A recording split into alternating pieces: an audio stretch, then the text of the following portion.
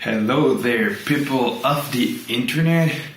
First things first, before we begin this video, I want to give a huge shout out to Espresso Cloud, which is a food blog. Everybody will be like, why are you sponsoring a food blog? More of that later. In this food blog, you will find a lot of recipes, especially from Italy, Finland, and China. So why am I sponsoring it? Because I make part of the post-processing of the pictures, which will be featured in the posts. And I made this logo up here, so link in the description if you want to check it out. Do you remember pirates? Yeah, the feared man, sailing the Atlantic, drinking whiskey, singing, and loading everything inside once they're docked on land? Well, forget about them. We're in 21st century and the definition of pirates has changed. Just slightly. So let's talk about internet pirates and internet piracy, shall we? The term piracy is generally connected to copyright infringement. So a pirate is a person who uses and distributes copyright infringed content. To put it more simply, a pirate is a person who uses content which he should have paid for accessing. Piracy is way more common than everybody think. Many don't realize it. Maybe you're a pirate and you have even no idea that you are one. So I'm going to give you 3 examples of internet piracy, where to get pirated content, and I'm going to tell you what is the most pirated content on the web and why. So buckle up because we're about to see some shit. Let's start with the fastest growing way of getting pirated content, stream ripping. What the heck is stream ripping? Stream ripping is basically ripping from a streaming service, most notably YouTube. By ripping, I mean you take, for example, you take a video, you put it on this website, they will take the audio, you can download it as an MP3 file, for example. There are a lot of websites who provide this kind of service. The most famous one was YouTube2mp3.org, which was shut down by the IRIA, the Record Industry Association of America. But by far the most popular ways of getting pirated content are illegal streaming platforms and the torrent circuit. You will probably be familiar with the first one, so allow me to explain. Illegal streaming platforms allow the viewer to watch every TV show, movie, and documentary, and even pornography. Yes, even pornography, for free. You can get from the internet basically every movie or TV series which was published in the last 15 to 25 years for free. But I'm sorry to tell you, this is not the way how it should be. One of the most famous illegal streaming platform was Popcorn Time, which used the aforementioned torrent protocol to download and stream the files to your computer, which it's a faster way to get bigger files, basically. More on that subject on the next video, so stay tuned for more. So, what is the most pirated content on the internet? Well, you probably know the answer. Porn. Porn makes about 38% of the pirated content online, followed by regular video media such as TV show, movies, and followed by video games. But why do people turn to piracy? I guess that there are a lot of reasons, but I summed up into basically 3, which are economic reasons. I mean, let's face it, it's 2017, people are still in this sort of like economic recession, like states are still in a state of economic recession, so people try to cut where they can. And to get movies or whatever, they just go on the internet and find illegal streaming services. Or, for example, they want to cut on video games, they can just like pirate it from the internet.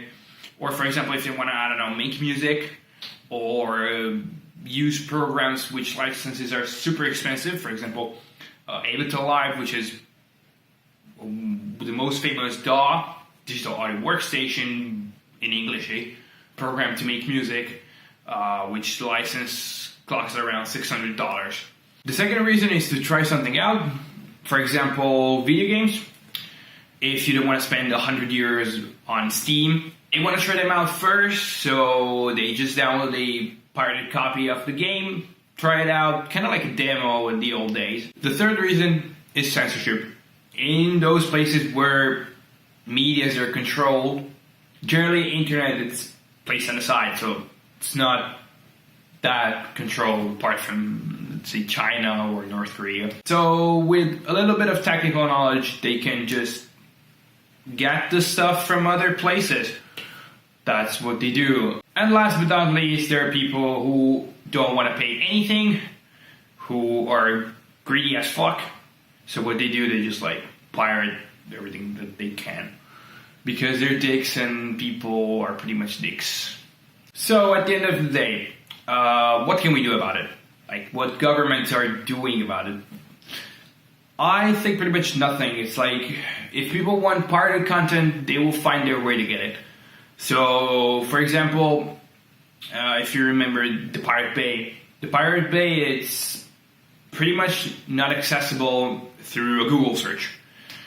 Not like directly. You have to get through proxy servers, then maybe you can reach the Pirate Bay. But it's still there, it's still live, it's still working. People still put content in there. So people find their way to get stuff. Whatever they want, they find their way. And personally, I'm fine with it. Piracy, it's common in the internet. Most users are fine with it. Most governments are kind of okay with that. I mean, I heard it here. If you visit the Pirate Bay, probably they can kind of like track you in a way. They know that you're like looking for pirated content because like the Pirate Bay is the biggest torrent website that you can find.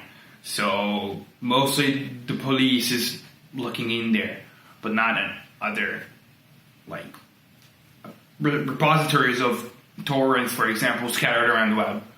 So you're more likely to get caught searching for stuff on the Pirate Bay instead of somewhere else. So you can just like, people can just like turn to your heads to another website, whatever. So there you guys have it. This is the first episode of Tech for Dummies, technology explained as simply as possible.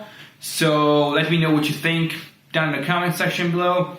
I told back in the first video when I said that I will be back on YouTube that I wanted to put also sneaking some of my hobbies. So tech is basically my biggest hobby. So I wanted to bring it to you by explaining stuff that's complicated at first, but when you get into it in a more simple way, you maybe get to understand it and probably appreciate it. So that's what my mission is with this series. I mean, the videos Italy versus Finland will still be on. I will probably put also some like random comic language, yada yada sort of thing, because that's pretty much what I'm good at. Thank you so much for watching. You know the drill. Like, share, subscribe if you haven't done it already. Click the bell icon next to the subscribe button so you get notified where I upload whatever, every video shit. So yeah, tip out. See you next time.